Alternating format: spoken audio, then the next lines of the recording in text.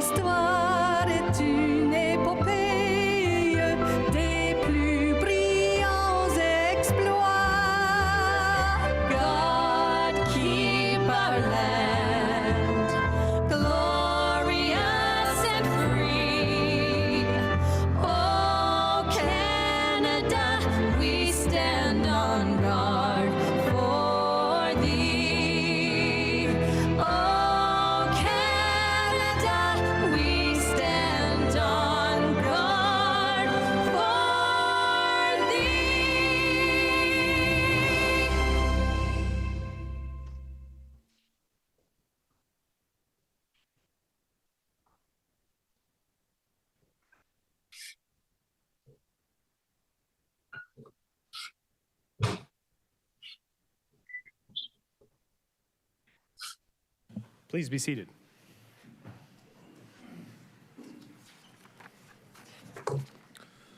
I will now look to Councillor McPherson to read the land acknowledgement.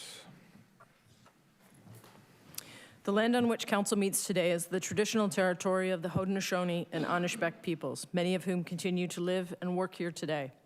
This territory is covered by the Upper Canada Treaties and is within the land protected by the Dish with One Spoon Wampum Agreement. Today, this gathering place is home to many Indigenous peoples made up of First Nation, Inuit, and Métis. The Dish with One Spoon Wampum Agreement should remind us of our responsibility to ensure the Dish, the territories on which we live and work, is never emptied, and that we take care of the land and its inhabitants in a way that ensures its future sustainability. Thank you, Councillor. Good evening, everybody. Thank you for joining us tonight. It's been 3 weeks since our last council meeting. So lots to talk about. This won't be too long today, but I'll try to get to everything. For starters, I would like to welcome back Councillor Kushner via Zoom this evening, who is on the mend and back at work. I believe is a land speed record for getting back to work. In February, we celebrated Black History Month, a time to recognize and celebrate the achievements and contributions of Black communities throughout history. You might have come across my series on Instagram showcasing various locations in St. Catharines but with Black historical significance, like the Salem Chapel BME Church, the old courthouse, the former Welland House Hotel site, and Richard Pierpoint Park. If you haven't seen it yet, feel free to check out my Instagram at Matt Cisco. I also had the opportunity to attend the Black History Variety Show in mid-February at Robertson Hall, hosted by Future Black Female, Black Owned 905, and the St. Catharines Downtown Association. And through our recognizing and celebrating Black history, we can gain a better understanding of the impact that Black people have had on society and culture. It also serves as a reminder of the ongoing fight for equality and justice for Black communities. The knowledge from Black history helps to create a more inclusive and diverse community for everyone, a commitment that this council has made loud and clear.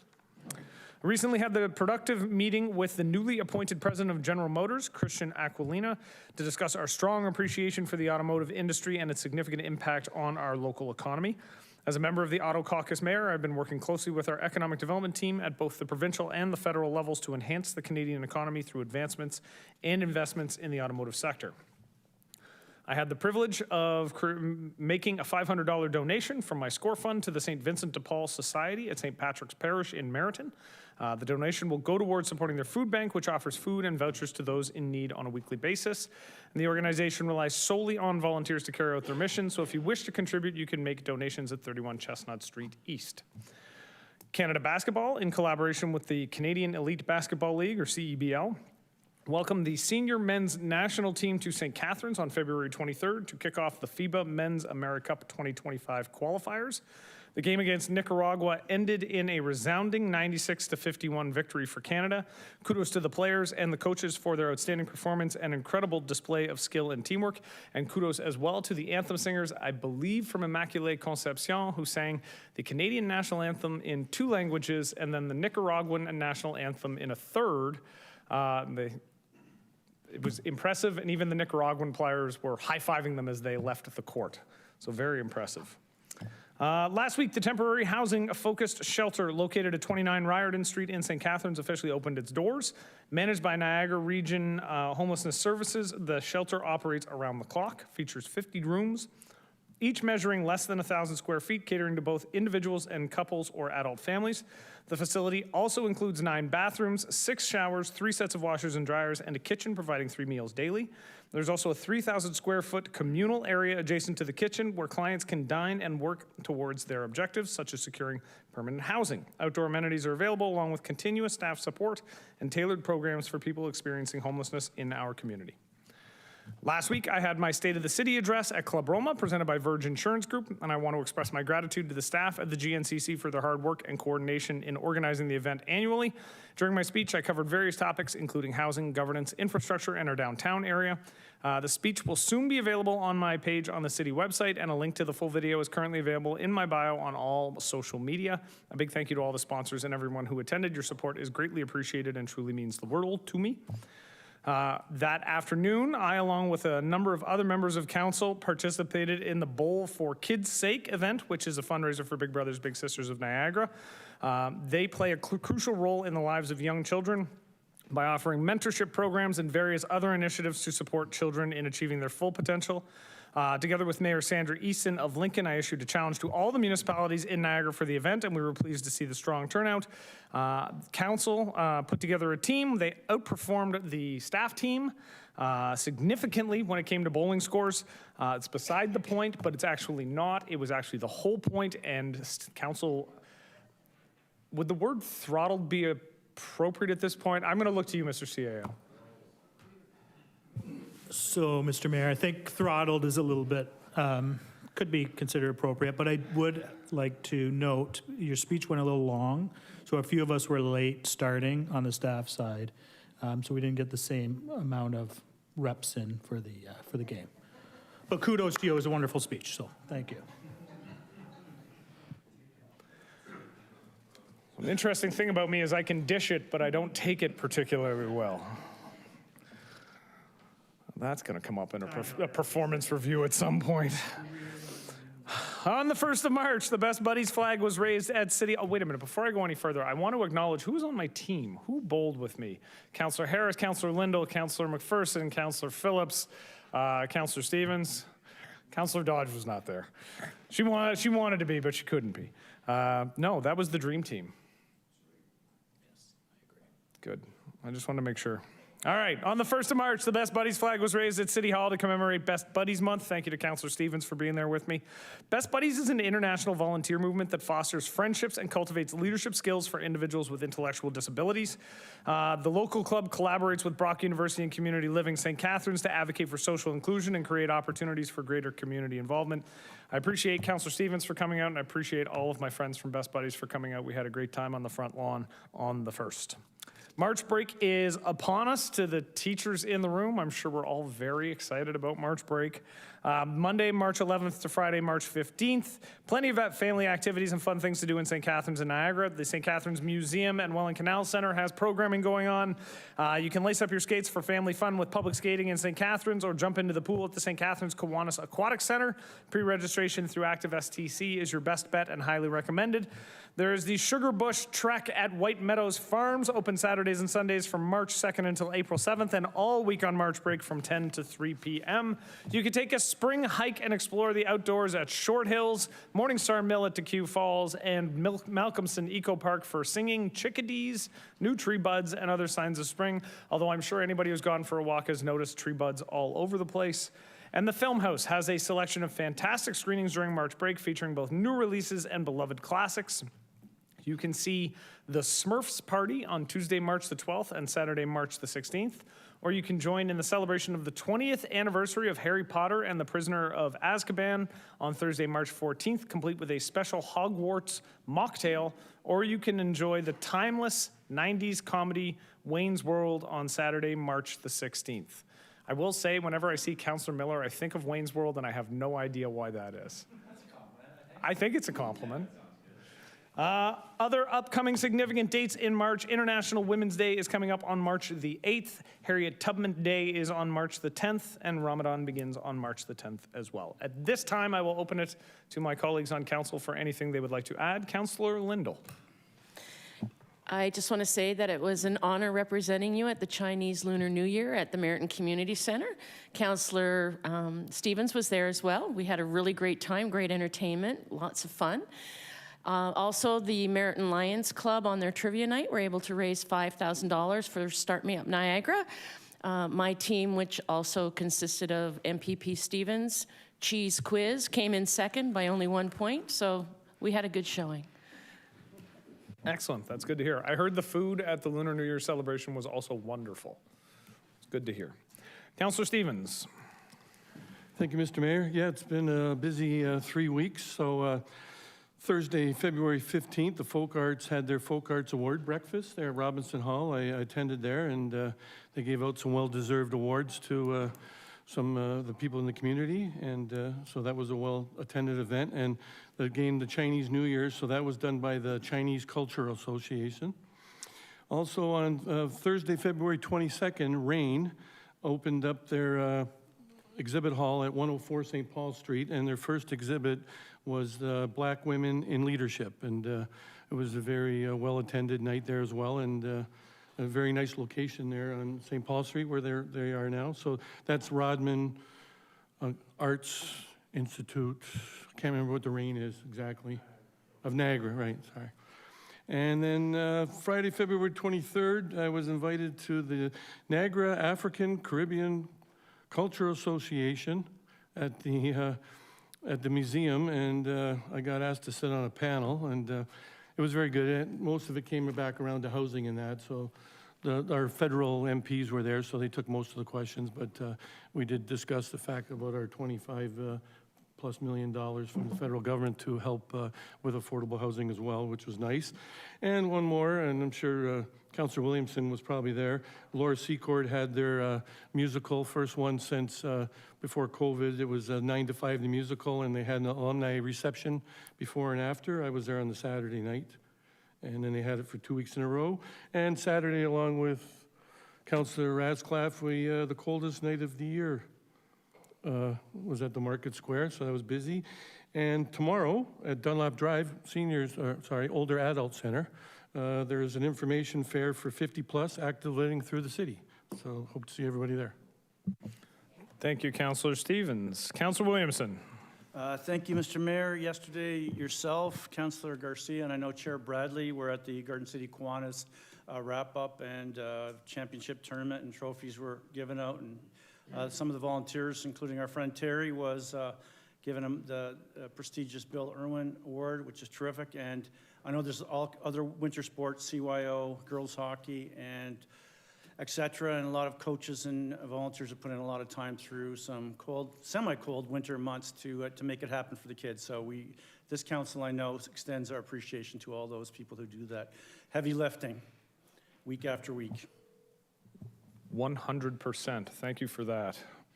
Councillor Ratzlaff.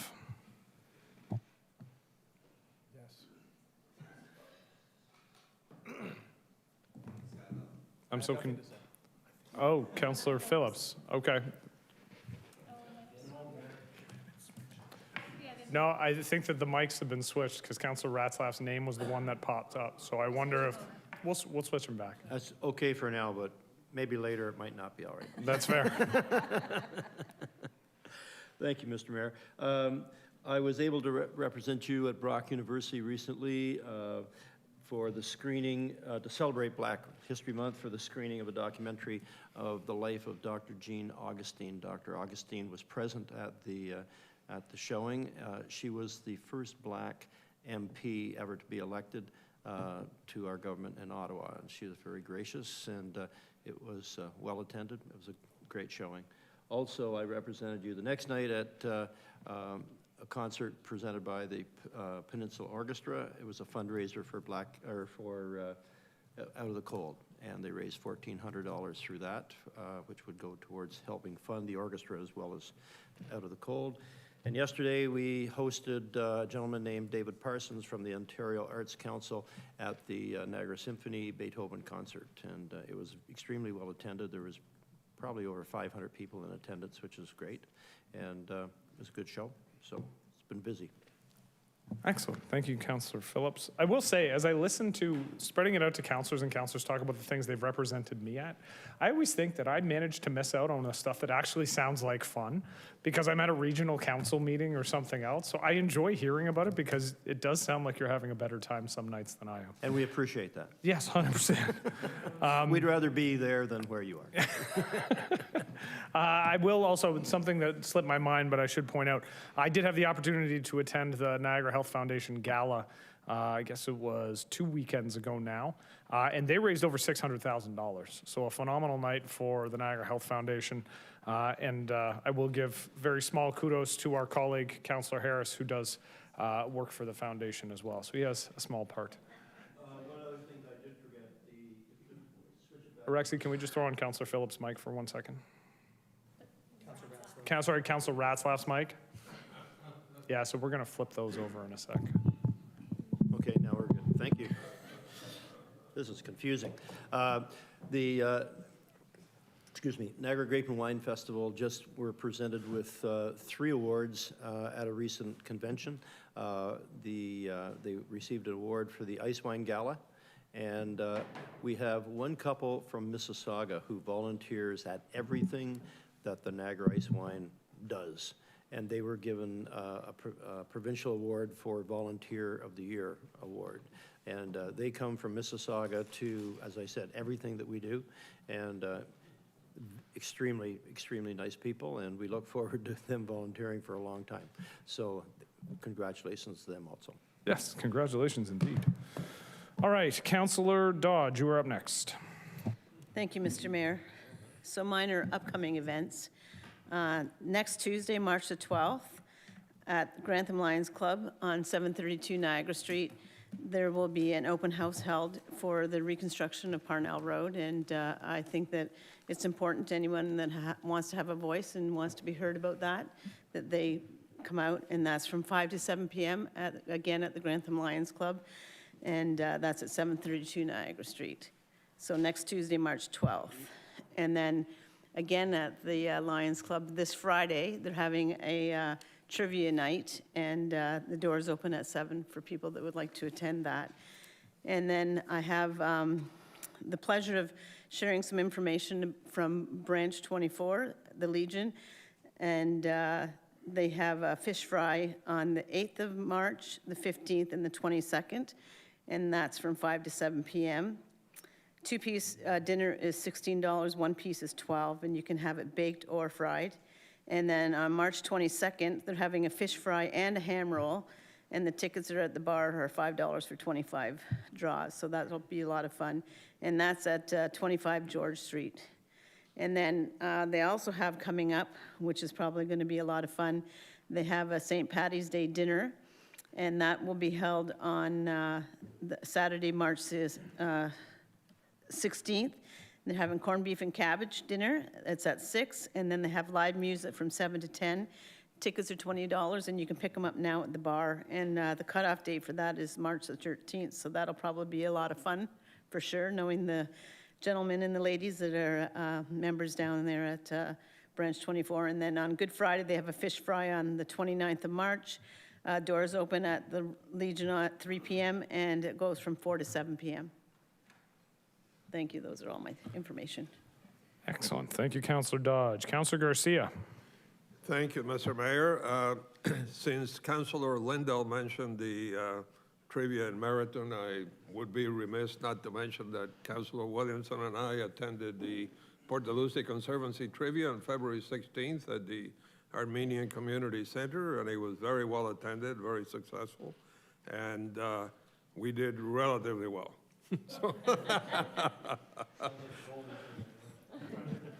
I appreciate the hedging of bets on that last piece. Councillor Miller.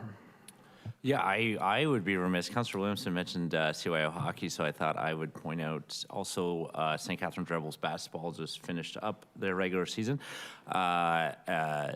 Running the basketball organization takes hundreds of volunteers, so thank you to all those, one of which works in the mayor's office and coached my two children this year and did an excellent job, and they won their last game, so thank you to Brianne Whitty and all the volunteers in Rebels basketball. And I also just note the Corners Running Crew, which is a running club in St. Catharines, which I am a part of, just finished their February fundraiser for Quest Community Health in Meriton and raised about $4,000 with about 160 runners running 55 kilometers or more over the last month for the rundown. So if anyone's ever interested in running with me and about 100 other people, reach out to the Corners Run Crew on Instagram and find out what they're all about. Thank you. Thank you, Councillor Miller. So for the rundown, did you do the kilometer version or the mile version? Okay, that's what I thought. All right. Not seeing anything else, we will wrap up the mayor's report there, and we will move on to the adoption of the agenda, and I'll turn things over to the city clerk. We have no changes to the agenda, but we do have 2 items of additional correspondence. They're both in Council Sugar Sync folder. The first is a memo from the Director of Community Recreation and Culture Services, and that's regarding the Lancaster Park Recreational Facility RFP update. And the second is a confidential memo from the Deputy Clerk regarding recommended appointments for Arts and Culture Advisory Committee. All right, can I have a motion to adopt the agenda as amended? Councillor Lindell, Councillor Dodge, all those in favor? Opposed? And that is carried. On to the adoption of the minutes, that council adopt the minutes of regular council held on January 29th, 2024, and regular council held on February 12th, 2024. Mover and a seconder, Councillor Phillips, Councillor Stevens, all those in favor? Opposed? And that's carried. Are there any declarations of pecuniary interest this evening? Seeing none. We will move on to the motion to move consent reports. I have requested to endorse item 6.1, sub item 1, the resolution from the city of Brantford regarding reliable and accessible public rail transit, CN Rail. And Councillor Garcia has requested to pull item 6.1, sub item 5, correspondence from Architectural Conservancy Ontario letter to Premier Ford on listed heritage properties from consent to discussion. So that will be on the discussion agenda later on. This time we need a motion to approve the consent agenda, save and accept those items brought forward for discussion. Councillor Dodge is the mover. Madam Clerk, if you want to read the list. Today's consent agenda is lengthy. It is item 6.1, Legal and Clerk Services, Council Correspondence, save and accept sub-items 1 and 5. Councillor Dodge?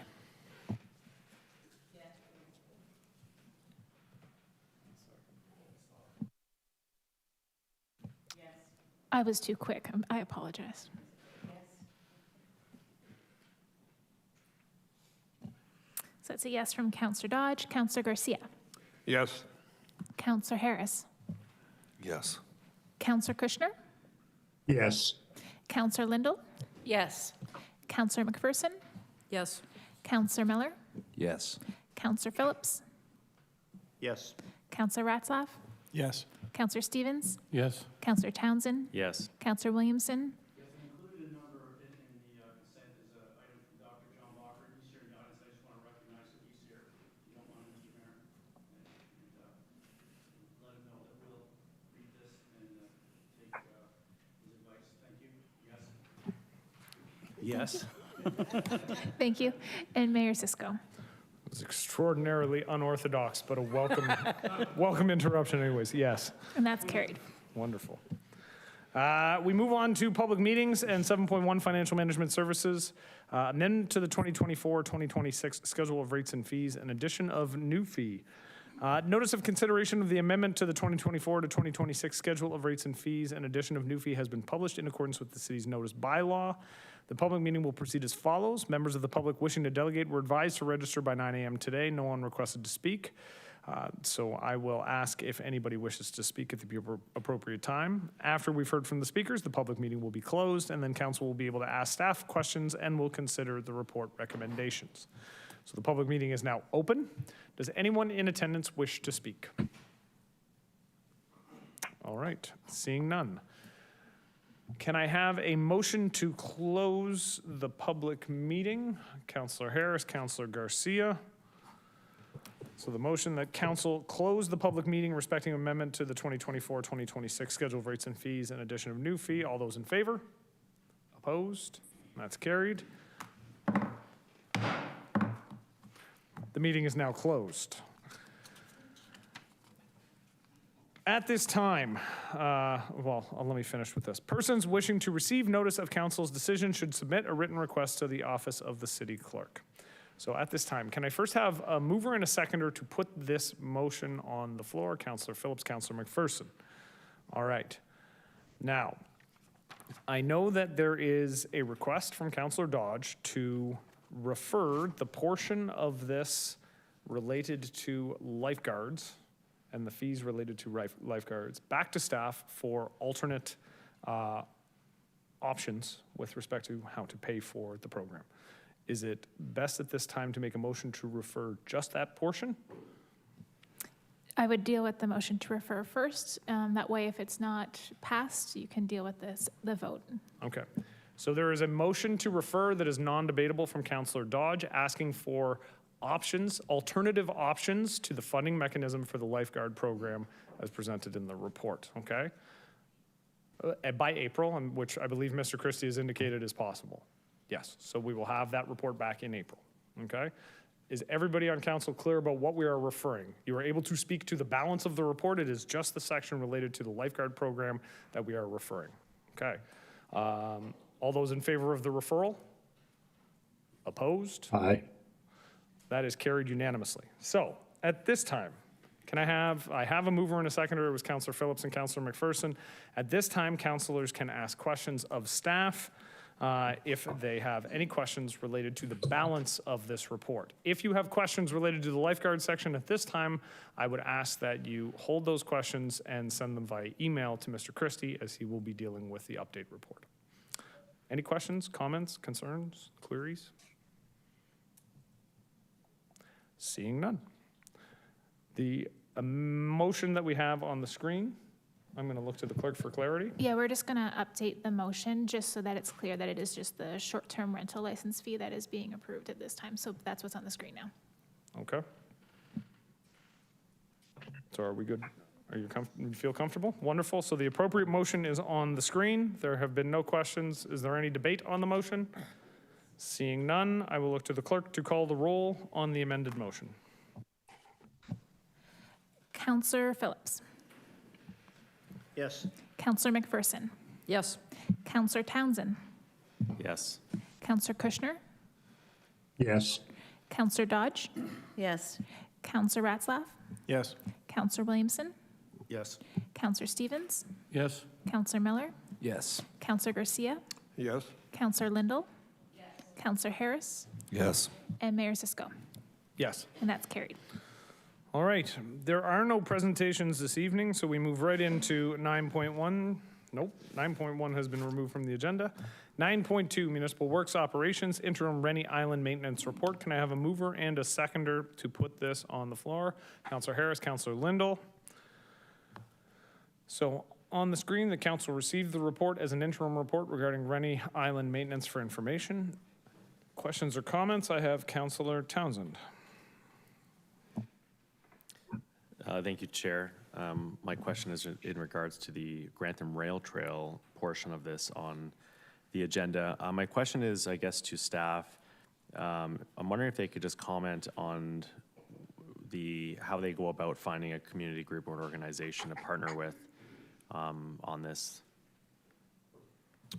Through you, Mr. Mayor, we typically, Councillor, we do a call out for community groups that are interested in partaking in the program. They would reach out to us, and we would go over with them the policy and the related financial support that the city provides to those community groups. Thank you through you, Chair. Is there a timeline perhaps on this? I would like to see this perhaps done sooner than later, not, 3 years down the road. Do we have an idea of how long this might take?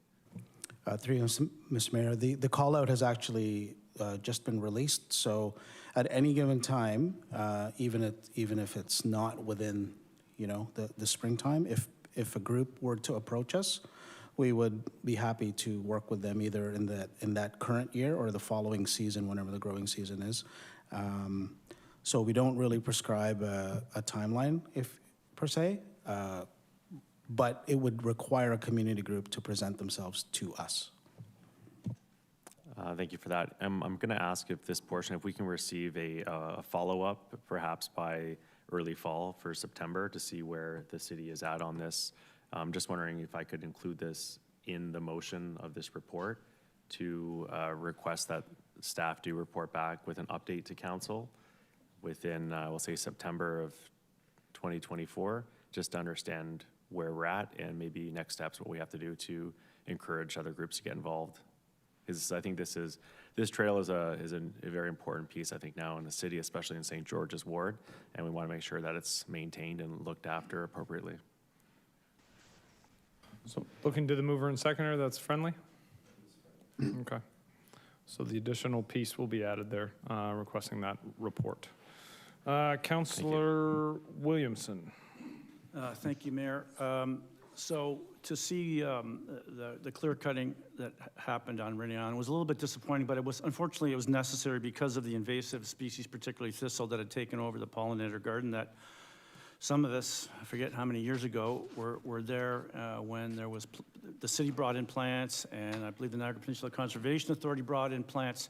So hopefully, once the World Rowing Championships are over, and I really appreciate Mr. Smith and Mr. Cooper including neighborhood groups, community groups get involved, and perhaps there'll be more, as Councillor Townsend has asked in regard to the rail trail. They can come forward and we can come up with a plan that's going to be more sustainable and will, be home to some species and offer some biodiversity on that place. I know that the island itself is Phil and it's got some special circumstances, but yeah, I know that once it's over, we'll get our heads together and we'll come up with a better plan. So it is unfortunate some had to be cut down, as I said, but it was unfortunately overrun. Thank you.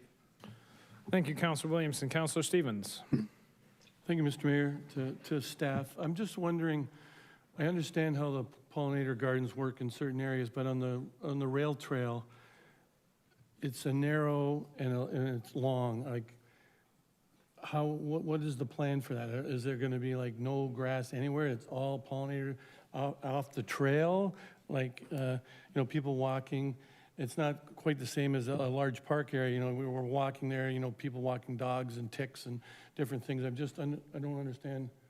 Is it just going to be a part of that trail, or is it like the whole thing? Through you, Mr. Mayor, I'll try to answer that, and then if I stray too far, maybe Director Christie can help me back. We would actually work with the neighborhood and the community groups to design something that would work in the space. We're obviously not going to install something that's not going to work in the space or overwhelm the space so it wouldn't be suitable for other uses. Okay, that's great. Thank you. Thank you, Councillor. Seeing no other questions or comments, I will look to the clerk to call the roll.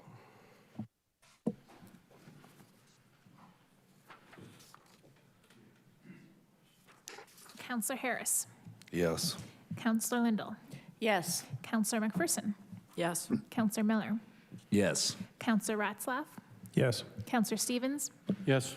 Councillor Dodge. Yes. Councillor Lindell. Still yes. Oh, sorry. Oh, no. I might have gone off. Councillor Phillips. Yes. Councillor Townsend. Yes. Councillor Garcia. Yes? Councillor Williamson. Yes. Before I call the mayor, is there anybody that I missed? Yes. Councillor Kushner. Councillor Kushner. Yes. Thank you. And Mayor Sisko. Yes. And that's carried. All right, 9.3, which is item 6.1, sub-item 5. This is the correspondence from the Architectural Conservancy, Ontario, regarding the letter to Premier Ford on listed heritage properties. This was moved by Councillor Garcia. So Councillor Garcia will be moving the motion that you see on the screen. Do we have a seconder for the motion? Councillor Dodge. All right. Councillor Garcia, do you want to? Yes, Mr. Mayor, I wanted to give just a short introduction. So for anyone on council not familiar or anyone watching the meeting not familiar with the Architectural Conservancy of Ontario, or ACO, it is a registered charity that was founded way back in 1933 with branches across the province. ACO focuses on preservation and reuse of heritage buildings and natural landscapes. It is likely the largest heritage advocacy organization in Ontario. I pulled the letter to the Premier that they have drafted and submitted so our council can endorse it because it addresses an issue of major concern to us and our planning department. Therefore, before we endorse it, I am asking Director Kite and or her staff to please inform council about the significance and importance of ACO's request. And please notice that our Heritage Committee has already passed a motion supporting ACO's request. So if we could go to Director Kite. Director Kite. Thank you, and through the mayor to council. So the planning division does support the ACO's request to extend the timeline under the Ontario Heritage Act. You know, looking back to the 1820s, Port Dalhousie saw the construction of the first Welland Canal, and Salem Chapel was the last stop on the Underground Railroad. Prior, the lands of the city belonged to the Haudenosaunee and Anishinaabe peoples.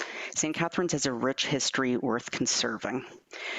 It's been my experience that council and its various heritage advisory committees have always approached heritage conservation pragmatically. This city is not in the practice of weaponizing heritage designations as a way of preventing development. I understand that this may not always be the case in other jurisdictions, but it's important to this city and its community that we protect our most important heritage assets moving forward. The city's Heritage Advisory Committee and Heritage Planning staff would welcome an extension to allow the comprehensive review of the Heritage Register to prioritize the right properties for designation. This is critical to our efforts to understand, acknowledge, and commemorate the city's past and to provide predictability to the development industry. Thank you. Thank you, Ms. Kite. Are there any other speakers to this motion? All right, seeing none, I will look to the clerk to call the roll.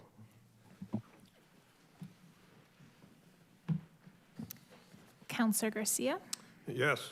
Councillor Dodge, Yes. Councillor McPherson, Yes. Councillor Lindell, Yes. Councillor Kushner, Yes. Councillor Miller,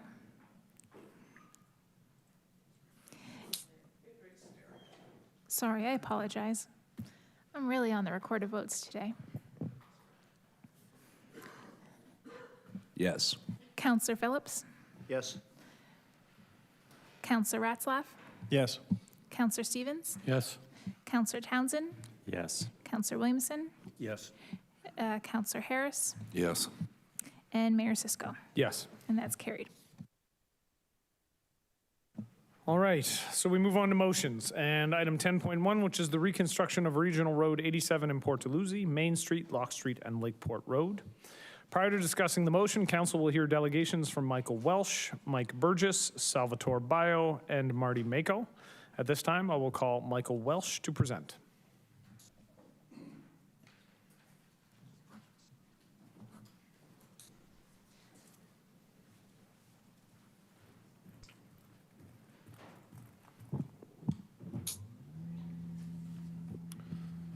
Mr. Welsh, the lectern is yours.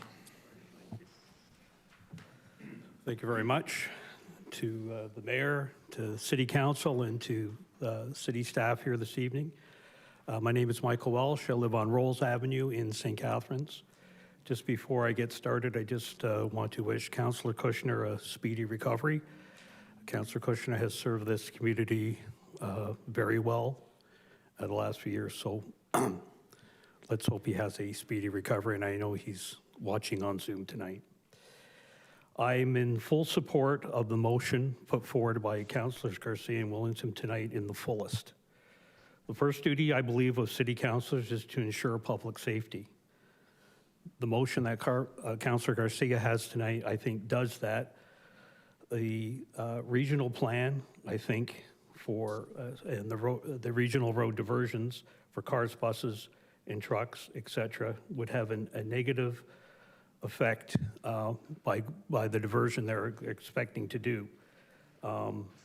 There's two steep slopes, if you've been down there, leading down to Lakeside Park, and there's two blind corners. And I think especially as someone, and I have a logistics background for trucks, emergency vehicles, et cetera, would have hard time turning in their lanes at the bottom of those slopes and the blind corners. So it's very difficult. This plan would also lead to the loss of parking on Main Street and Locke Street in Port Dalhousie, and in my estimation, it's a loss of about 35 spots. That would certainly then have a negative impact on local businesses, your restaurants and that, who need that parking for people to have close parking to do the restaurants and shops. And it also would have a negative impact in the residential areas. You're going to put even more cars into the residential areas in Old Port, and it'll put additional pressure on Lakeside Park because people will have to find parking. And for the most part, the Lakeside Park parking is for the beach, for people walking and that. So it would have a detriment effect on that. So it definitely would be a negative effect on, I think, both the businesses and the residents down there. Overall, I believe the regional plan is a very bad plan. So my message to the mayor and to council is don't waffle on this matter. Don't amend it, don't defer it, don't refer it. Simply support the motion by Councillors Garcia and Williamson to send the message that creating a mini pedestrian mall where it has no business being is an entirely unserious proposal which will result in all kinds of unfortunate and unintended negative consequences. Thank you for listening, and I'll take any questions if there is any. Thank you, Mr. Welsh. Do we have any questions from members of council? Thank you, sir. At this time, I'd call on Mike Burgess to present.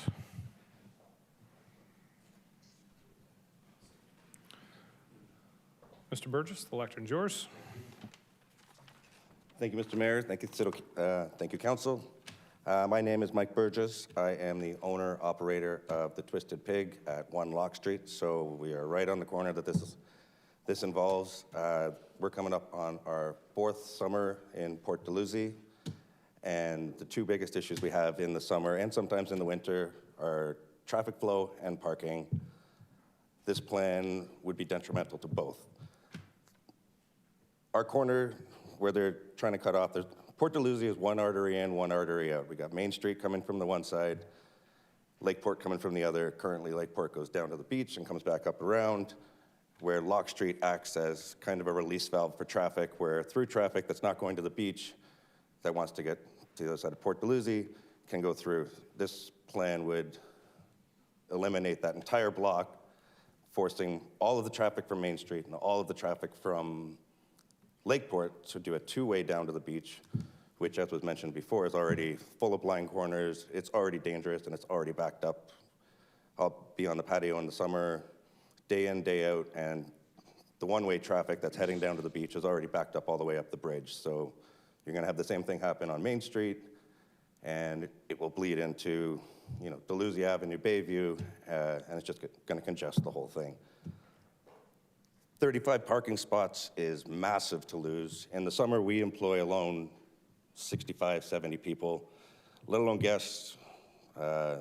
Every other restaurant's at full capacity because it's a busy area. Currently, we already deal with staff being late 10 to 15 minutes because they've been circling around for a parking spot for half an hour. We have regular clientele that comes year-round but will not come in the summer because they do not want to deal with the parking. So getting rid of 35 parking spaces isn't going to help down there at all. Also, you're getting rid of the parking spaces up by the businesses. We have a lot of elderly clientele. They're not going to be able to walk up from the beach with walkers, wheelchairs, any of that. There's no real handicap or accessible parking available at the top. So it's kind of going to put a stranglehold on the businesses. It's not going to help anybody. It's just you're piling on a problem that we already have. Thank you. All right, thank you, sir. I have questions first from Councillor Townsend. Thank you, Chair. Thank you for your presentation tonight. Just my quick question is, were you consulted or approached by the region to provide input into this road change? I was never approached at all. I heard about this first maybe 2 years ago, and I was in like the Port Dalhousie newspaper. I hadn't heard anything of it since, and then I got wind that this meeting was happening, and nobody approached us. As far as I know, no other local businesses were approached either. So, yeah. Public speaking's not my thing, but I figured I wanted to at least chime in. Thank you, and I'll, there's been a few business owners who have shared the same sentiment as you. Thanks. Thank you. Thank you, Councillor Townsend. Councillor Garcia. Thank you. Thank you, Mr. Mayor. Thank you, Mr. Burgess, for coming in and for having a business in Port Dalhousie. Would you say, since you have a restaurant at that corner, and for any of you who are not familiar with the corner, that is, for those of us who are old enough, that's where Marie's used to be. Anyway, do you find that most of your customers are actually parking on those streets as opposed to coming from the parking lot? Or? It's honestly a free-for-all in the summer. During the winter, absolutely. And a bunch of the older clientele will not come in the summer because those spots are gone first thing. It's a mix, and I mean, to compound that, we do have a parking lot to the side of us, and it's somewhat clearly marked, but not clear enough. I've dealt with guests that they'll get their cars towed and, have to come have a lunch, and people will park anywhere. They don't care what the sign says at that point because it's just desperation, and then they park, have a nice lunch, and then $330 ticket to get their car out of impound. Like, parking is the biggest issue down in Port Dalhousie right now, so to sacrifice 35 spots, it's working backwards. Okay, thank you. Thank you, Councillor Garcia. I appreciate the historical context. It was Marie's, although I will say Twisted Pig, the Twisted Gnocchi, fantastic. I highly recommend it to anybody who's looking for a good meal in town. I see no other questions, so thank you, Mr. Burgess. I will now call Salvatore Baio to present. I hope I pronounced that correctly, sir. Okay, I feel better about that then. Hey, thank you. Thank you, Mayor. Thank you, Council. And I'm going to look at it and discuss this from a little different perspective. I'm a retailer, a lifetime retailer. My background when I moved to St. Catharines was with our Lease Sports Shop, a single location. That became Boathouse, which was more national, and then my last project was a chain called West 49. We had a lot of retail, but I'm really a student of retail. I've studied retail my whole life, and one of the things, the regional proposal is that creating a pedestrian mall is one of the ideas. Is it would be absolute death sentence for the retailers. 90% of pedestrian malls do not work in the United States. You can go to websites like citydata.com where 89% of pedestrian malls in the United States have failed.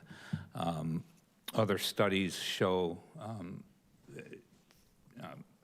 Governance magazine studied 200 pedestrian malls in the last 20 years, and 90% of them were failures.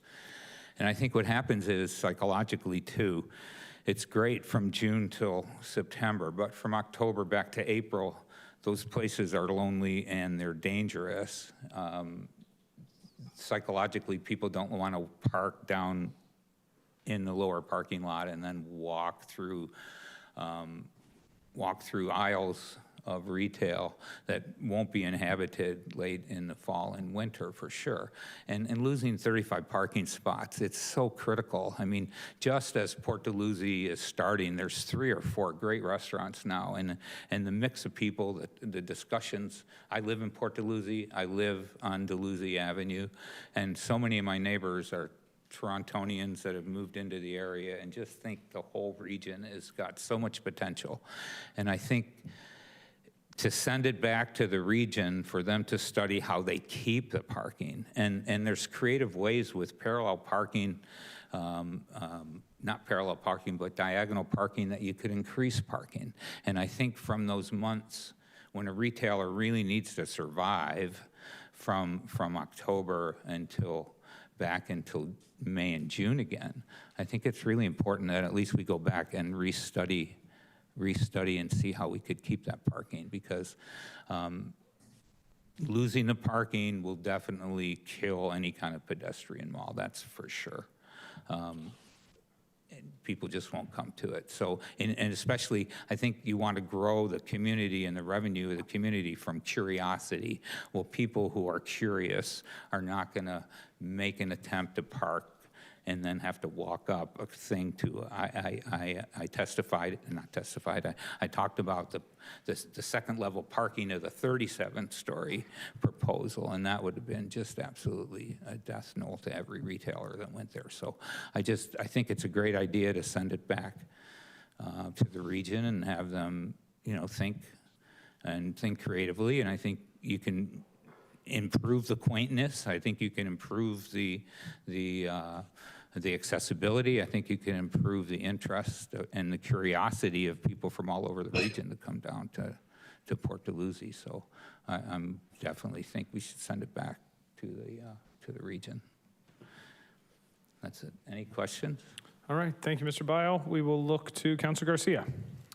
Thank you, Mr. Mayor. Thank you, Mr. Bio. I'm so glad that you pointed out these statistics about pedestrian malls, because I think we all can see that losing that parking, certainly I live in Port Dalhousie proper as well, would have a really detrimental effect on our businesses. But I think that back when they started discussing this several years ago, the few people that I talked to that thought it was a good idea was because they thought, oh, isn't a pedestrian mall a great idea? But I had never heard statistics that say that they don't work, so.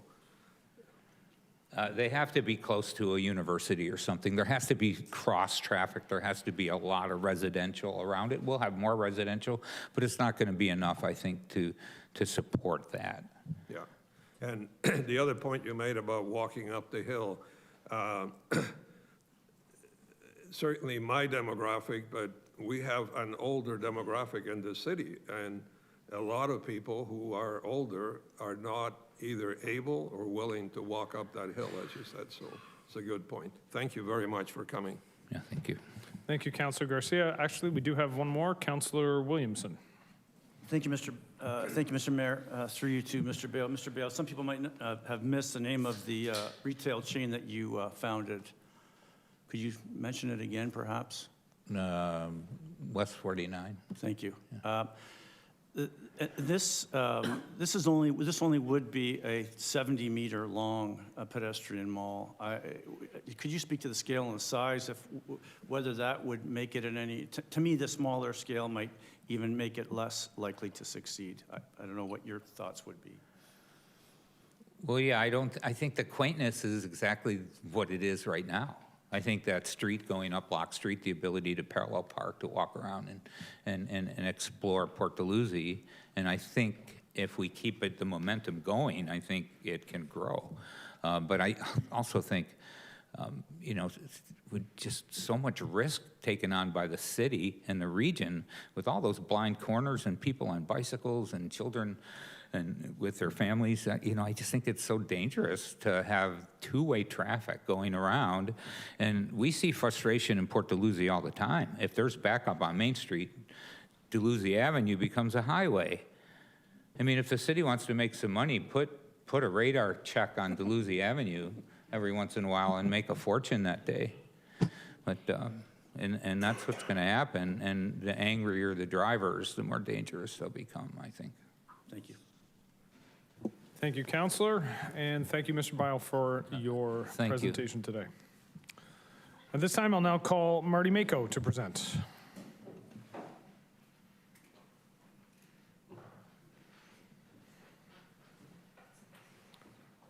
Mr. Mako, welcome. The lectern is yours. Good evening, Mayor, members of council, and city staff. One of the benefits of going last is I could just say what they said, because I think I'm speaking in support of the motion, similar to my eloquent predecessors who have spoken here tonight. So I tried to think of a way to take it a bit differently. It's not always that the Port Dalhousie residential and business community get along. So the fact that we're in unanimous support on this should say something, that we all are in agreement here tonight. I was going to talk about traffic, parking, and public safety, similar to the issues already brought up, but I won't, because I think they spoke very well on the importance of those issues. I do think community engagement's an interesting point to be made, though, when you ask the business owner, Councillor Townsend, whether he'd heard about this or not. This is a massive change. And I would have liked to see a bit more proactive community engagement to really ensure both the resident and business owner perspective was heard during the planning phases of this.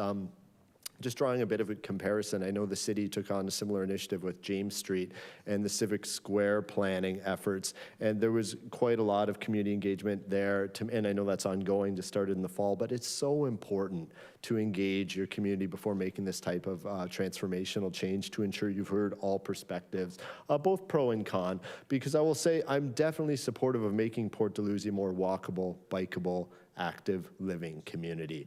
Absolutely. I've lived there for 20 years. I'm raising a family there. I want my kids to be able to walk and bike through the Port Dalhousie core for as long as they are living there as well. But it has to be done safely, and the details matter. So I think you can support the active living principles at a 10,000-foot level, but on the ground, the details have to be done well and done effectively. So just in terms of that pausing to make sure you get it right, I think is where we're at here, is say we are in agreement with some change being needed, but how we do that change has to be done smartly. And especially with some of the major developments like the locks and Tom Rankin's development still to come, Port Dalhousie's construction is not finished. There will be some major developments to come, and looking at, again, the James Street development, that was done after the Meridian Center was done, after the first Ontario Performing Arts Center and the Brock Center for the Arts were relocated. So you had a better sense of what are the new traffic flows, what is the pedestrian flow through the downtown core. We're not quite sure what that's going to look like yet in Port Dalhousie. Hopefully we'll know more in the next couple of years, but I think that's probably a better time to decide what the future state should look like. All right, thank you, Mr. Mako. Are there any questions or comments? Councillor Ratzlaff. Yeah, thanks for coming and sharing. Appreciate it. Would you suggest then we wait until something's built in Port Dalhousie before, like the region waits until something's built before they do any reconstruction work? Yeah, again, I'm not a traffic engineer by any means, so I know urban planning is a difficult task because you're always trying to be as holistic as possible, but with the community ever changing, it's never fully complete. So change is norm. I totally appreciate that. But I think as holistic as possible, it's hard to make planning decisions in silos when everything is connecting each other. And especially I would like to see the big developments completed before. And I think the one called the locks is going to be a transformational change. We talked about those blind corners. Wait until there's multi-level housing there and those corners will change. For sure. Yeah, we've been waiting. I'm 38 now, so. I know. Remember the 90s? Yeah. So I almost don't remember when Port looked any different than it does today. But I just think of the traffic flow back there in the 90s too. What if that were to come back again once this is done? Maybe we'll have a lot more business development down there too. It's hard to say. As I said, I don't know what the future state will look like, but I think we'll have a lot more predictability at least once those major pillars of the development are done. Yeah, thanks. Thank you, Councillor Ratzlaff. Seeing no other questions, thank you, Mr. Mako, for your presentation. Thank you, Council. At this time, can I get a councillor to move the motion to receive the delegations? Councillor Phillips, Councillor Miller. So the council received the delegations from Michael Welsh, Mike Burgess, Salvatore Bio, and Marty Mako regarding reconstruction of Regional Road 87 in Port Dalhousie, Main Street, Lock Street, and Lakeport Road. All those in favor? Opposed? That's carried. So at this time, we have the motion on the screen. We have the mover as Councillor Garcia and the seconder is Councillor Williamson. Councillor Garcia has requested to speak last. And I know I have Councillor Kushner, who is teed up to speak first. So at this time, I will look to Councillor Kushner. Thank you, Mr. Mayor. I'll be very blunt. I find this proposal to be asinine. And my question is, what initiated this? What initiated this? So I believe the EA process started back in 2019. I'm going to make the assumption that this was a normally scheduled reconstruction project. I'm asking Mr. Martuccio, even though he has absolutely nothing to do with this project, but he would understand the ebb and flow of construction projects, so maybe he could provide some context.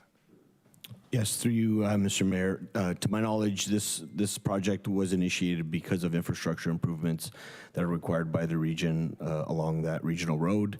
The EA is obviously the first step in the process where the municipality would carry out an environmental assessment to determine the most feasible and most, I guess, the best solution for the community. So that EA was completed in 2021, September of 2021, and was filed with the ministry back then. And to my knowledge, no appeals were received by the ministry on the proposed solutions.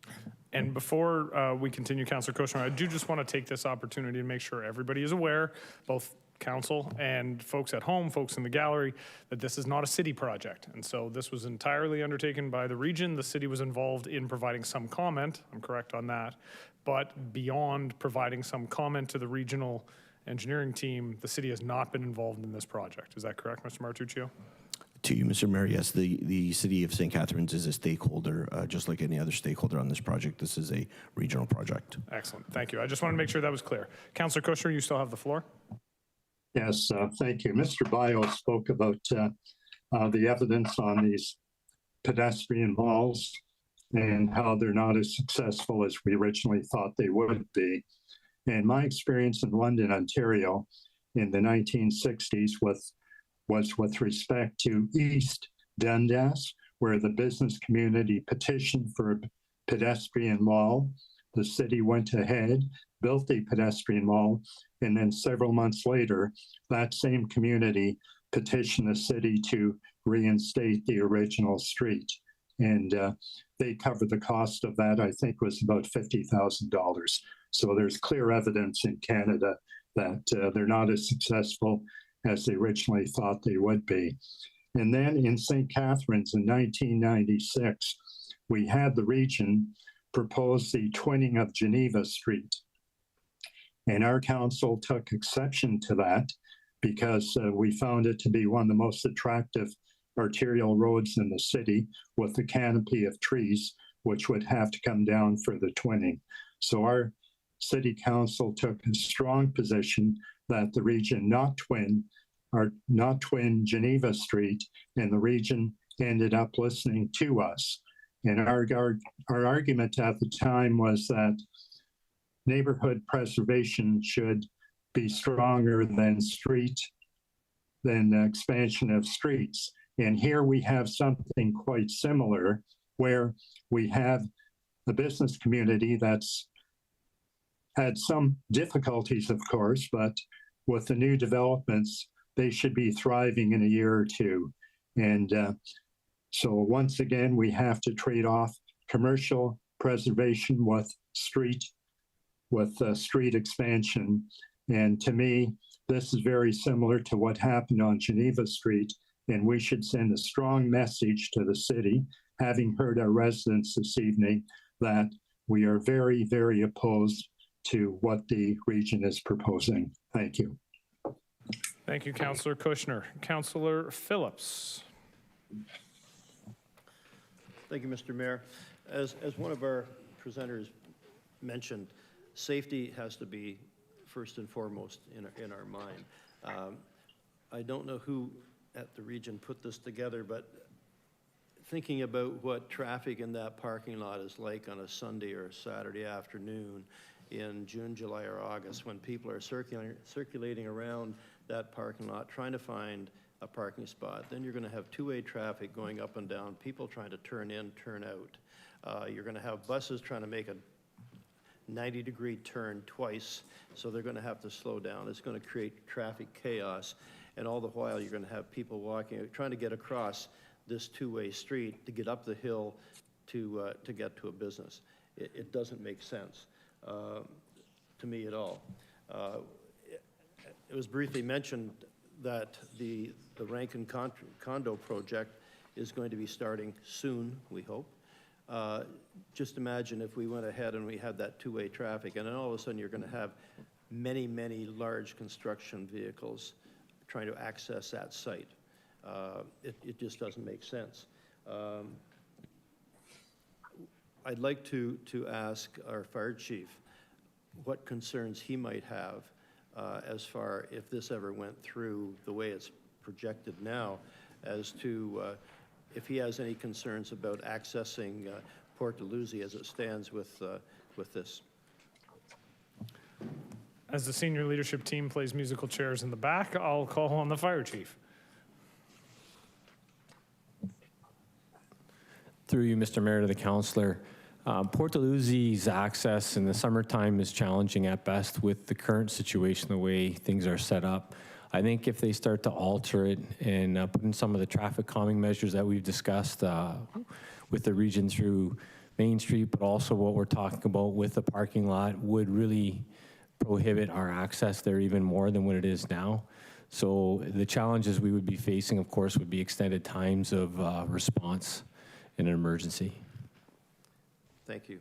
And as we said, a minute, 2 minutes, 3 minutes to get from where you're coming from to a house in Port Dalhousie is a difference between life and death. So that, to me, as I said, safety is first and foremost in our mind, and this is not a safe situation we're looking at. So in agreement with Councillor Kushner, I think it's ludicrous. Thank you. I believe the word was asinine, actually, Councillor, but no. All right, I will call on Councillor Stevens. Thank you, Mr. Mayor. I acknowledge that the residents that spoke up and the business owners, and although I agree with them, and this is the time where we know we all have 6 regional councillors that no one ever seems to call. I would hope that they would get out there and call them because, you know, with tax hikes and everything else, we get it, that other level of government. So I would hope that everyone would reach out to their regional councillors as well. And they're probably not going to like me for saying that, but I really don't care. The other thing is, although I agree with everything and I agree with what everybody's saying, I have not personally seen the plan, so I cannot vote in favor of this motion without actually seeing it, because I can't vote on something I did not see. So I agree, but I'm just going to say that's why you'll see a no. Okay, Councillor Miller. Yeah, it's just a couple questions through you, the Mayor. Maybe to you or to the CAO. What has the city, I know the city's commented as a stakeholder, city staff, but I believe this was before us as a council as well. Was that just for information, or when did last term of council? So I actually went back and asked the regional engineer, and he stated that this had not come to either council. Okay. So it had not come to either council. Okay. And so that was sort of my next question, is where is it at politically at the region in terms of the process? I heard where the sort of EA landed, but is it up for approval, final approval or something at the region anytime soon? Through you, Mr. Mayor, as Mr. Martucci had stated, the EA process had been completed and filed with the ministry. So essentially where the region is part of the next step, which is detailed design. So that's where they are in part of the phasing of the project. I believe they're looking at construction after 2027 capital budget year. But again, this is a regional project, so it's difficult for us to comment on it. But the EA process has been complete at the regional level. It would really be up to the region to decide how they wanted to handle it moving forward. Yeah, and I think to that end, I sort of share some of Councillor Stevens' unease with this. The report is available online, and just for example, the third clause there that it suggests it's going to increase the risk to safety. All the engineers' reports and consultants' reports about this say the opposite. So, and we don't really have anyone to ask tonight about that or for clarification on that or to dig into that. And I know the region tends to get regional councillors a little prickly when it comes to matters of jurisdiction. There might be some recent evidence of that. So I'm not certain this is really appropriate for us to be weighing in on. As stakeholders, we're always able to say our things. And I see in the motion that the ward councillors have previously met with regional staff about this project. And I think that's probably the appropriate way to do it rather than through this motion.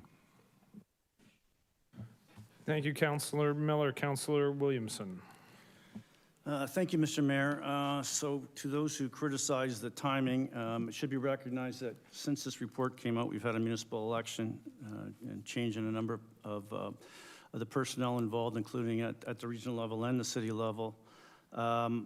This report, like I said, has been out there. We've had an election. Councillor Garcia and I have been deluged by residents and business owners expressing serious concern regarding the impact of blocking Locke Street. So it may be not perfect timing, but it's never too late to stop a mistake from happening. And this is, and I've pored over this document extensively, particularly reading section F, which is the community comments.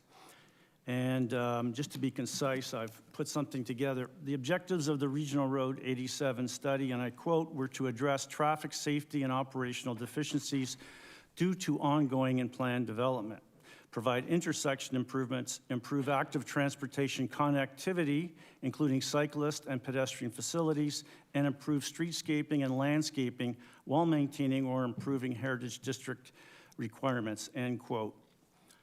Obstructing the flow of traffic on the main route in and out of Port Dalhousie is not improving connectivity. You can't in any way possibly argue it improves connectivity, and that's supposed to be one of the objectives, the central objectives of this whole process. It's doing just the reverse. It will result in a disconnect, a fork in the road that will cause people to have to travel farther and add in more hazards for cyclists, pedestrians, emergency vehicle operators. We just heard from our own fire chief.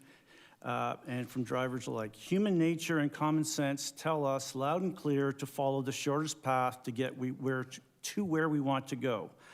Blocking the most convenient, most logical, most practical, most direct route is going to cause safety and operational deficiencies far, far greater than currently exists. These problems will be further exacerbated by the addition of hundreds of new vehicle owning residents who will occupy the already approved condominium dwellings in the core. The idea of converting a small section of the main street into a pedestrian mall is one that has come out of left field and it's been described interestingly by Councillor Kushner and by Councillor Phillips, and it's entirely unsuited, as we've heard from a person involved in logistics and a person involved in retail, in an already constricted street system. It's a geography, we have to look at the geography as Mr. Mako said, the devil's in the details here. There is no accessible parallel route. Successful, and apparently there's not that many successful pedestrian malls, but at least if you're going to have one, it's going to have some parallel access and not really destroy or cause blockage in the street system. And there's been no evidence offered to suggest how this pedestrian mall would be successful. None. There's nothing in the report. And that's, it's all predicated on closing down the main street to have this pedestrian mall without evidence. And this is an environmental impact statement. So from an environmental perspective, we need a plan that works to reduce greenhouse gas emissions by facilitating the most efficient circulation of all modes of transportation, to reduce the consumption of fossil fuels and to decrease air pollution. By lengthening the travel time, distance, and the elevation that needs to be overcome, the preferred proposal does just the exact opposite. This will be worsened by the congestion this circuitous route will cause. We need a plan that at minimum does not add more asphalt, but seeks to reduce the amount of impermeable hard surfaces. This proposal somehow manages the dubious distinction of both eliminating parking spaces while at the same time increasing the surface area of pavement, and also results in the loss of green space and encroaches onto the harbor walkway. And this is all a result of forcing through a widened road. And widening roads is not a current practice advocated by those who are interested in building healthy cities. Councillor Kushner quoted for us, I think it was him and I that are left that were around for the Geneva Street issue, and the right thing was done not to widen Geneva Street back in the days of, I think it was Mayor Unwin. Perhaps the single most compelling reason to support the motion on the floor tonight is the issue of public safety. Yeah, it well may be that there's some traffic experts from outside. By the way, there's some traffic experts locally who don't agree with the conclusions reached in this environmental impact assessment in regards to safety. But diverting these far greater volumes of traffic alongside Lakeside Park parking lot is a recipe for increasing the risk for injury because of the inherent conflict that will result from having more vehicles alongside people on foot going to the carousel, the beach, the piers, and the park. And I couldn't find anywhere in the report where the impact of closing Locke Street to create a pedestrian mall was given in regard to the effects in terms of safety that this will have on the parking lot area. There are times as an elected representative I've grappled with difficult decisions where you need to balance what is best for the community. This is not one of those occasions, as it is abundantly clear we need to force a clear-eyed, inclusive re-examination of the options for Lakeport Road, Locke Street, and Main Street. We need a practical, up-to-date approach that is grounded in reality. I believe instead of blocking this critical link in the transportation network, we should apply the holistic, best practice, complete streets approach to Locke Street. By doing so, we will be doing something useful and constructive by creating a more inviting, more walkable, safer, and more vibrant district without imperiling our local transportation system. Should this motion pass, as it's already been discussed, it'll be the first time that local and regional councillors actually formally will have their voices heard in the process. So I request that you support Councillor Garcia's motion, and thanks for listening. Thank you, Councillor Williamson. Councillor Ratzlaff. Yeah, thank you, Mayor, through you. The motion as it stands, like, there's definitely some legitimate concerns being expressed.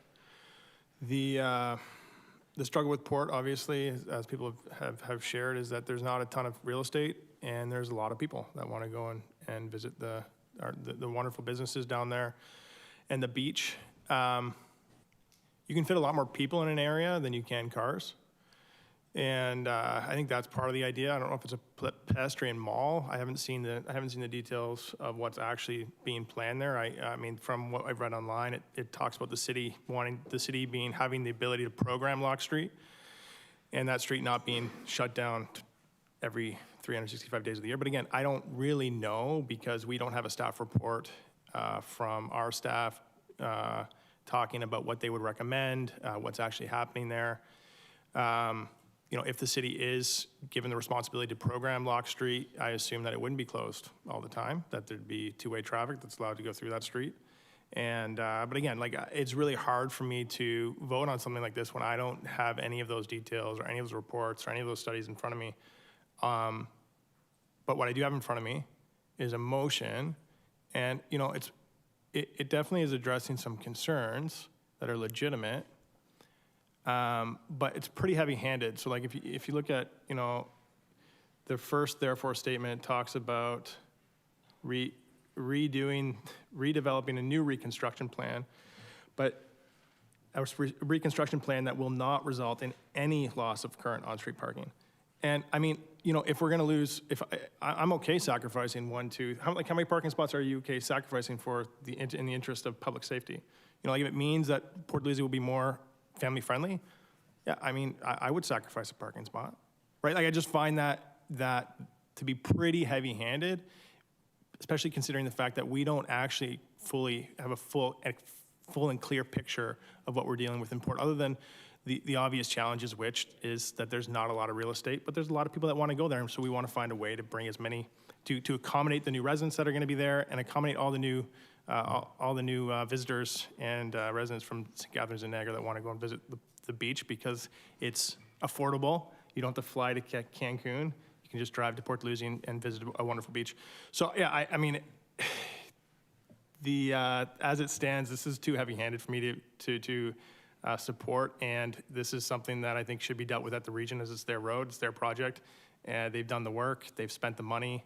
I'm happy to tell them that we have concerns, but to dictate what we want to see them do with their roads in this way is it's hard. Anyways, yeah, that's my comments. Thank you, Councillor. Councillor Townsend. Thank you, Chair. Through you.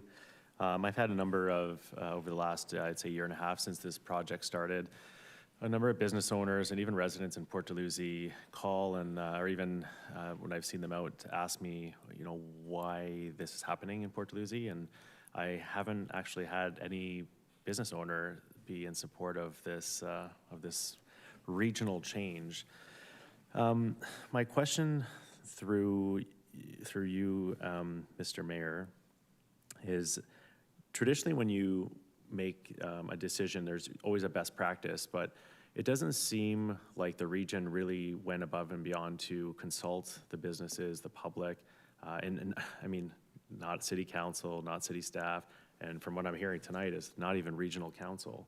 I'm just wondering, where did this, I don't know the history on this, and I'm wondering if anyone, maybe, I'm not sure who would be able to answer this, maybe yourself being a regional councillor, where did this idea come from? Who approved it, if it wasn't approved by a regional council? I'm just trying to understand the history, the decision, and bottom line is, why wasn't this approved and brought to a discussion table with regionally elected councillors? So I'm going to look to staff, but with respect to road reconstruction projects, would council generally sign off on the design of those projects? Through you, Mr. Mayor, no, council would generally not sign off on the redesign of construction projects that have gone through an environmental assessment process. Yeah. The intent of the environmental assessment process is that it's unbiased and provides a solution that does take into account the consultation with the public, which would include businesses. Councillors are welcome to attend those PICs as well, as are residents. Generally, a preferred solution is identified. It is then filed with the ministry, and if there is opposition by any group, you can put in, I believe it's called a Part 2 order, to have it revisited or challenged. That is what the EA process entails. So just to follow up, to continue the thought that Councillor Townsend was going down, in certain circumstances, though, in projects that would be of significant interest to the community, those would be brought or could be brought back to council. And I'm thinking of one particular EA that is currently ongoing within the city of St. Catharines, whose results will be very interesting and will be brought back to council in Port Weller East. Right, so the EA and the results of the EA can be brought back to council for their information. Am I correct in that? Through you, Mr. Mayor, the council can be informed of what the results of the EA are. However, council would not be able to change the outcome of the EA. And I'm not saying that the council would be able to dictate terms, but council would be informed in those situations where there's an EA being done on what would be a fairly sensitive road reconstruction project. Yes, council can be informed of what is happening in the EA, and we generally do include council, like the information that is being presented to the public through PICs to council. Okay, so then to redirect back to you, Councillor Townsend, I think this would be one of those cases where perhaps this should have been brought back, but has not been. You stole my words, but thank you, Chair. And it absolutely should involve, should have involved regional councillors, but since it hasn't, we have an opportunity as a council. This is a pretty transformative decision for Port Dalhousie, and I think that hearing loud and clear from residents, a number of them myself, I think it would be best practice for us to support this motion, send it back to the region to do the due diligence and have them reevaluate if this is the best move forward, and get regional council to discuss this. So I'll be in support of the motion. Thank you. Thank you, Councillor Townsend. Are there any other speakers before Councillor Garcia? No. You only get one chance to speak.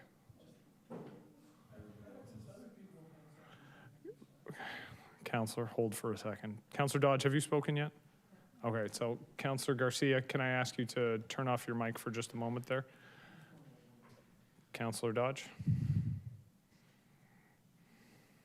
Thank you, Mr. Mayor. This is maybe general, but I'm always saying about how important I think it is to have information out to the public and for it to be, you know, as many ways as we can get it there, because not everybody's technically into it and stuff like that. And here's a perfect case of this. Port Dalhousie, this has been going back from when they did the towers and stuff like that. There was huge input from the public. And I think listening to the speakers that came tonight and some of the, you know, the people that contact us off this, not at council, you know, that they didn't hear about this or they didn't know it. And our deputy CEO sent an email today with connecting more people. I think this had to do with the EA process. And we're going back to 2021. And as we've heard tonight, there's been a lot of changes and a lot more changes to come to Port Dalhousie. And I think that we need to be a little bit more open, especially when it comes to something as big as this, that's going to make a big change, especially to an area of the city that has one way in, one way out, basically. And it makes it very difficult for people to get in and out of there, you know, as well as businesses trying to survive and have people coming to their facilities and stuff like that to enjoy what they're having. So I think that it's important. I mean, maybe we need to look at something differently, but I think that we need to be able to open things up so that there's more public input in this. And if people haven't been heard, we have another avenue that we can allow them to come and speak and, you know, have their things said. And especially when this is already 3 years old, you know, like, things have changed. Businesses have changed. I mean, council has changed. So things have changed in people's lives that would make it, you know, reasonable, I think, that we have more public input and we have an avenue to do that. So I don't know what the answer is to that, but I definitely support this motion. And I think when we're looking at anything, we need to be looking at those things. And sorry if I kind of got off track there, but it's all about public input.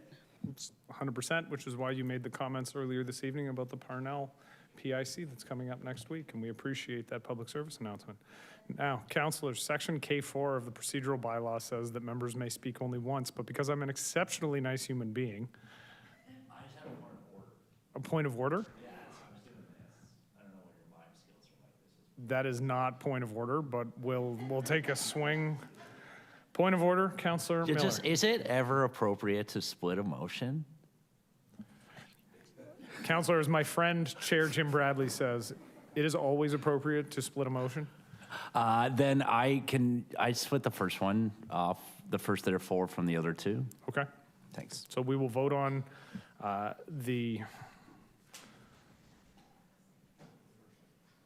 just trying to.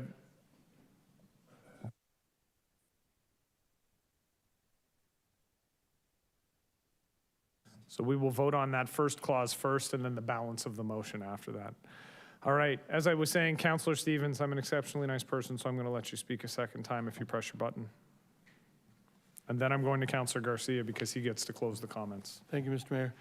Yeah, I forgot, I had my notes here and I missed it. One thing I just wanted to add, I would really hope that the region would defer something like this right now with the development going on of the new residential area and that. And like I said, I agree with everyone that was said, and I just wanted to be clear, I just never seen the report, and I just don't believe I can vote on something that I actually haven't seen. I can hear everybody, and you guys can all tell me, well, you can tell me the sky's green and I think it's blue, but if I didn't see it for myself, that's the only reason why I would not Thank you, agree with Councilor. this. All right, with that, I'm going to allow Councilor Garcia to close the debate. Thank you, Mr. Mayor. Just a procedural point before I speak. In terms of splitting the motion, I just want to point out that the second paragraph of the motion, where it says be further resolved, my motion is just reminding Regional Council of a motion that was passed already by this council unanimously. So. For clarification. So anyway, I believe my motion, I try to make it as self-explanatory as possible, and I think the presenters, Councilor Williamson and others of my colleagues have already made some very good points. So I'm going to try not to be too repetitive, but I do feel that there are some points that should be highlighted and emphasized. One point that I added here to what I wanted to say is I think Councilor Williamson made the point that the consultants that did this EA are not local, and I do know, I believe he's looked at that EA in detail, and I remember looking at it before. They also checked parking and traffic, not at the busiest time and not in the hot weather when the area gets absolutely flooded, even though it's still flooded. And I was just saying to somebody that I was there for lunch on Sunday, and it was a Sunday in winter season, although it's not that cold, and every single one of those parking spots we're talking about removing was filled. Anyway, first and foremost, in terms of my concerns, the loss of at least 34 on-street parking spots in a commercial core that has very limited parking to start with will be devastating to our Port Dalhousie businesses. And they have already been suffering for quite a while, as you have heard, with delays in development and more developments potentially being considered. And then, of course, the pandemic, which has a lot of these businesses are restaurants, and we know that restaurants haven't even come back to normal yet. So that is a huge concern, getting rid of those parking spots. Now, while I can understand the need to upgrade what I call the residential section of Main Street, so that is from the four-way stop back towards Martindale and Henley Island Drive, you know, the street definitely needs repaving, for example. But I'm just very concerned about what the timetable for doing this work is going to be. We have already seen very long delays in the region's work on Ontario Street, and I get complaints from businesses there and locals all the time. And they just extended the time. I don't know how long it's going to take. Hopefully it'll be finished before the World Rowing Championships start. And of course, it appears that the rebuilding of the St. Paul West Railway Bridge could take also an inordinate amount of time. So even if the Main Street work is after the World Rowing Championships this year, we cannot afford to have Main Street inaccessible for long periods. As Councilor Dodge, I believe, just pointed out, there is only one way in and one way out of Port Dalhousie, and if Main Street was inaccessible, it would just be extremely detrimental to the annual Royal Canadian Henley Regatta and other regattas that bring thousands of visitors to our city. In addition, as I pointed out, their work on Main Street must be accomplished without the loss of mature trees. We have already lost many of those and lost what was long before a beautiful canopy, and I'm sure many of us in this room will remember when driving down Main Street was almost like a tunnel when we had this canopy right across. So lastly, I want to reemphasize, as I just said, my motion passed in 2021 that called for the burying of the utility lines if and when Main Street is reconstructed for both beauty and, of course, to protect what is left of the tree canopy. You're all familiar with what I call the Y trees, that are all these trees shaped like Ys because the power lines go through them, and Electra and so on have to trim them, not to interfere with the power lines. So burying the lines would resolve some of that. I know it's not only Electra, there is Bell and Cogeco and so on, but I did have a chat with the president of Electra when we had an event here in the city before, and he's very much aware of this request. And while he didn't commit to doing it, he said it sounds reasonable, so I was glad to hear that. Just to comment on what one of my colleagues says in terms of the motion being heavy-handed, please keep in mind, we're not telling the region how to do this. we are asking for an alternative.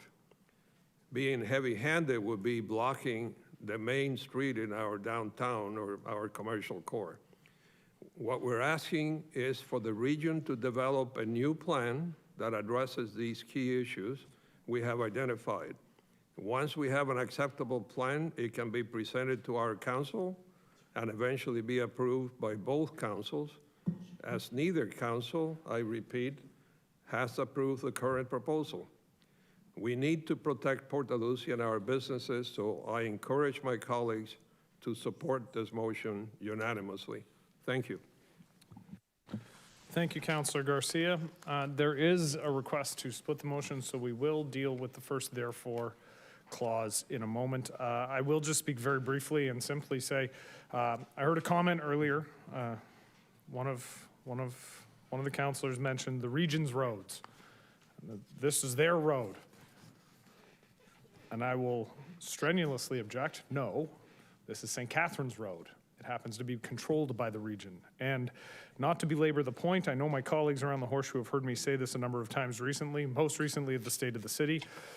Regardless of anybody's opinions on the governance situation in Niagara, whether they believe we should have 1 city or 4 cities or 12 cities or 25 cities or 50 cities, at the end of the day, the municipalities, the local area municipalities need to have control over their transportation networks, because if they do not, then they are not going to be able to achieve the provincial goals around housing. And I will also point out, because we have talked a fair amount about how the landscape has changed in the last couple of years, the housing landscape in St. Catharines has drastically changed since the EA was completed.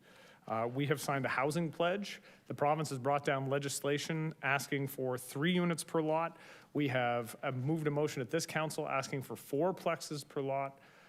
We have done a lot of work and made a lot of changes. And again, the city and the local area municipalities must be in control of their transportation networks if we actually want to achieve our goals. So with that, I will turn it over to the clerk to call the roll on the first section, which I'm going to ask Alexia if we could highlight that first clause that we're voting on first. It is the first therefore clause.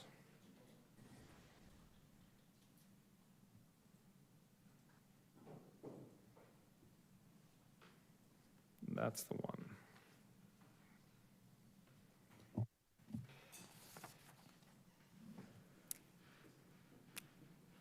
Councillor Garcia.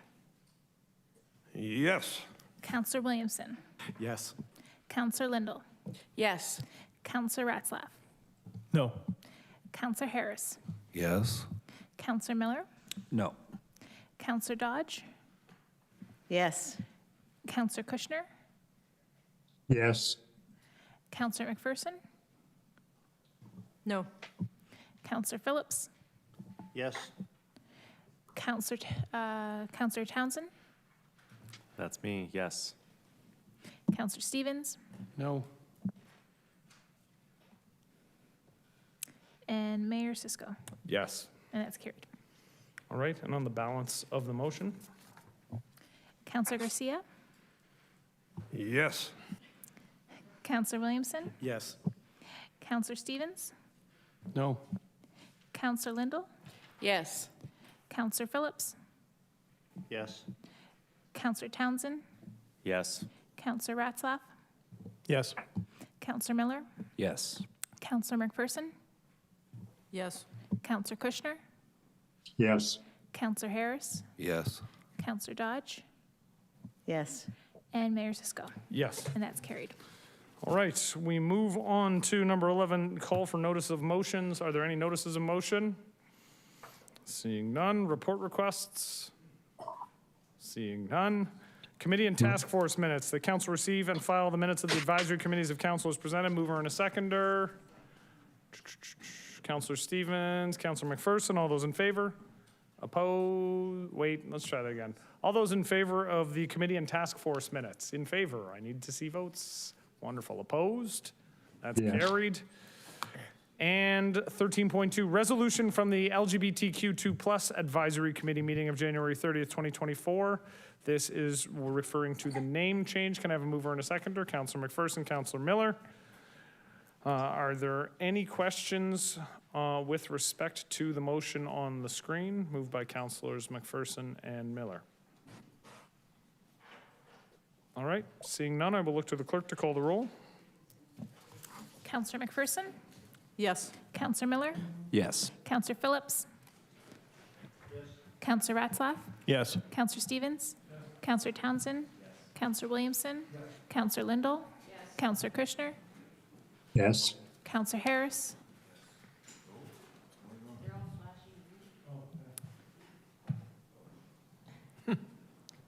I'm going to go to Councillor Garcia first. Yes. Councillor Harris? Yes. If there's too many mics on at once, they won't work.